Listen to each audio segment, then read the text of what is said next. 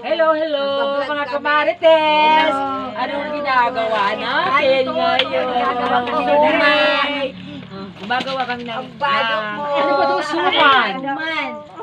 Oy, pasensya na ako kayo, hindi kami nakapag-vlog kasi namatay yung tatay ng isang kamarites namin. Oo, kaya matagal kami. Tingnan mo yung meron kami mga suman. Ano ba? Ano tawag dito? Latik. Ano nga man ini?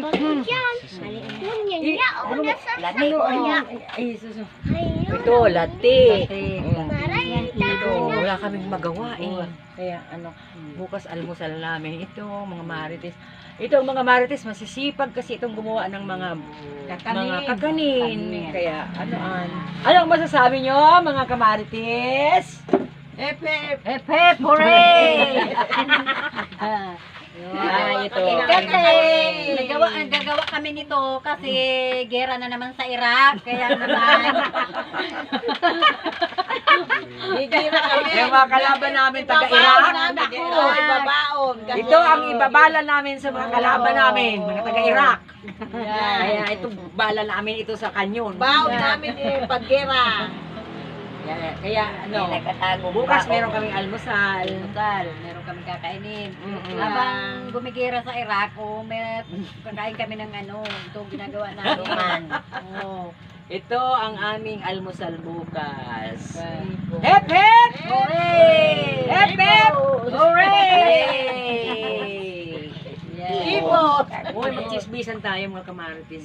Uy, alam mo nung mamatay yung tatay nito, kalilibing lang. Kalulong. 1 week kaming naglamay. Hindi kami nakapaglamay kasi, nakapag-vlog. Kasi, inalalayan namin yung namin. Yun ang yung kasangga namin dito. Wala kami mabala sa Iraq.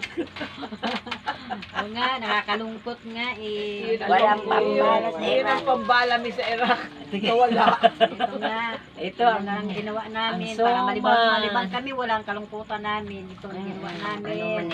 Pinagkaabalahan namin. Uy, bukas mga kamarites, mag-vlog na tayo. Simula ngayon, bukas tayo kasi umpisa na kami.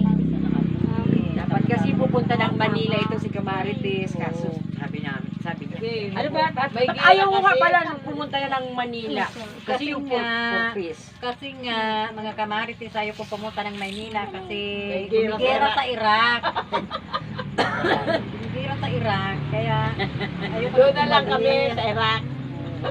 Di bali na lang. Saka isa pa Kamarites, malapit na yung purpose nyo. Pag hindi mo nakuha. Oo nga pala, isa pa yan. Baka mamaya, nandun ako sa Maynila, di ko makuha, sayang. Magpapagawa pa naman ako ng mansion. Million ba yung makukuha mo sa purpose? Sabi ka naman Kamarites. Sana, kasi ang bahay ko, para mapalitan ko ng bahay ko.